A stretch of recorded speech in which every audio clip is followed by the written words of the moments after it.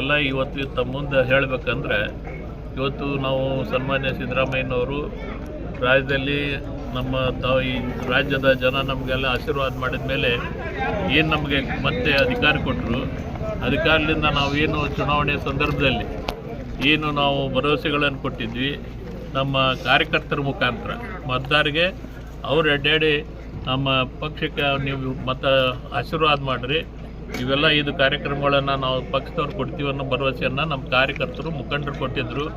ಆ ವಿಚಾರವಾಗಿ ಸನ್ಮಾನ್ಯ ಸಿದ್ದರಾಮಯ್ಯನವರು ಅವರು ಅಧಿಕಾರಕ್ಕೆ ಬಂದ ತಕ್ಷಣ ಸುಮಾರು 2.5-3 ತಿಂಗಳಲ್ಲಿ 5 ಕಾರ್ಯಕ್ರಮವನ್ನು ಜಾರಿಯಲ್ಲಿ ತಂದಂಥ ವಿಚಾರ. ಇವತ್ತು ಆ ವಿಚಾರವಾಗಿ ಇವತ್ತು ನಾ ಯಾಕೆ ಇವನ್ನೆಲ್ಲ ಹೇಳಬೇಕಂತೀನಂದರೆ, ಒಂದು ಕಡೆ ನಮ್ಮ ವಿರೋಧ ಪಕ್ಷದವರು ನಮಗೆ ಅಲ್ಲಿ ಗ್ಯಾರಂಟಿ ಯೋಜನೆಗಳನ್ನು ಮಾಡ್ತಾರೆ, ನಮಗೆ ಅಭಿವೃದ್ಧಿಗೆ ದುಡ್ಡು ಇಲ್ಲ ಅಂತ ಇವಾಗ ವಿರೋಧ ಪಕ್ಷದವರು ಅದನ್ನು ಇವತ್ತು ಇವು ಎಲ್ಲ ಉದಾಹರಣೆ. ಮತ್ತು ಅಲ್ಲಿ ದುಡ್ಡು ಇರಲಿಲ್ಲ ಅಂದ್ರೆ ಇಲ್ಲಿಗೆ ಒಂದೊಂದು ಸಣ್ಣ ಊರಿಗೆ 1 ಕೋಟಿ ರೂಪಾಯಿ ಹೆಂಗೆ ನಾವು ಮಾಡೋಕ್ಕೆ ಸಾಧ್ಯ? ಇವನ್ನ ನಾವು ಅರ್ಥ ಮಾಡ್ಕೊಳ್ಬೇಕು. ಯಾಕಂದರೆ ಸನ್ಮಾನ್ಯ ಸಿದ್ದರಾಮಯ್ಯನವರು ಒಬ್ಬ ಅನುಭವಿ ಮುಖ್ಯಮಂತ್ರಿ.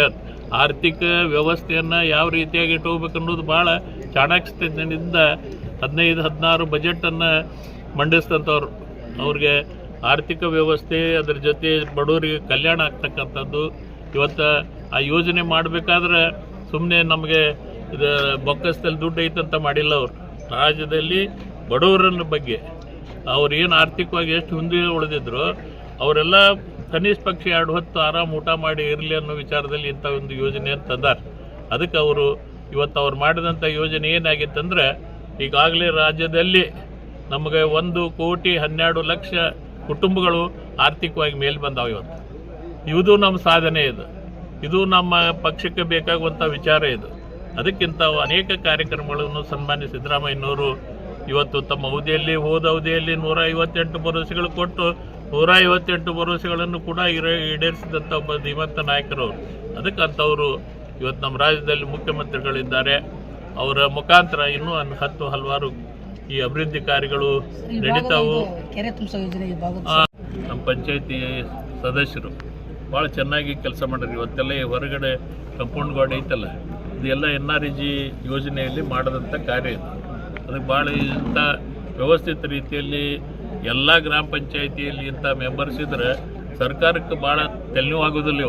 ಇವೆಲ್ಲ ಸಣ್ಣ ಪುಟ್ಟ ಕೆಲಸ ಕಾರ್ಯಗಳು ಇಲ್ಲೇ ಪಂಚಾಯಿತಿಯವರು ಹೊಡೆದಾಕಲಿಕ್ಕೆ ಸಾಧ್ಯ ಇದೆ. ಇದೊಂದು ಉದಾಹರಣೆ ಆಗುತ್ತೆ ಎಲ್ಲರಿಗೂ. ಇದೇನು ಕಂಪೌಂಡ್ ಇದೆಯಲ್ಲ, ಇಷ್ಟು ದೊಡ್ಡ ಪ್ರಮಾಣದ ಕಂಪೌಂಡ್ ಏನು ಇವ್ರು ಕಟ್ಟ್ಯಾರ, ಇದೊಂದು ಉದಾಹರಣೆ ಆಗ್ತಕ್ಕಂಥ ನಮ್ಮ ಎಲ್ಲ ಅಧಿಕಾರಿಗಳು ಹೇಳ್ತೀನಿ, ಇವನ್ನೆಲ್ಲ ನೀವು ಬೇರೆ ಪಂಚಾಯಿತಿಯವ್ರಿಗೆ ಈ ರೀತಿ ನೀವೆಲ್ಲ ಅವನ್ನ ತಿಳಿಸುವಂಥ ಒಂದು ವ್ಯವಸ್ಥೆ ಕೂಡ ಆಗಬೇಕು ಅನ್ನೋ ವಿಚಾರದಲ್ಲಿ ಇವತ್ತಿದ್ದೇವೆ. ಮುಂದೆ ನಾನು ಮತ್ತೆ ಬಸಾಪುರಕ್ಕೆ ಹೊಂಟೀನಿ. ಅಲ್ಲಿ ಒಂದು ಗ್ರಂಥಾಲಯವನ್ನು ಉದ್ಘಾಟನೆ ಮಾಡಿ ಮತ್ತು ಅಲ್ಲಿ ಒಂದು ನಮ್ಮ ಶಿವಲಾಲ್ ದೇವಸ್ಥಾನಕ್ಕೆ ನನ್ನ ಅನುದಾನದಲ್ಲಿ ದುಡ್ಡು ಹಾಕೀನಿ. ಅದಕ್ಕೂ ಅಲ್ಲಿ ಪೂಜೆ ಸಲ್ಲಿಸ್ತಕ್ಕಂಥ ಒಂದು ವ್ಯವಸ್ಥೆ ಮಾಡಿ ಇವತ್ತು ನಮ್ಮ ಪ್ರೋಗ್ರಾಮನ್ನು ಇವತ್ತು ಮಾಡಿಸ್ತೀವಿ. ಈಗಾಗಲೇ ತಮಗೆಲ್ಲ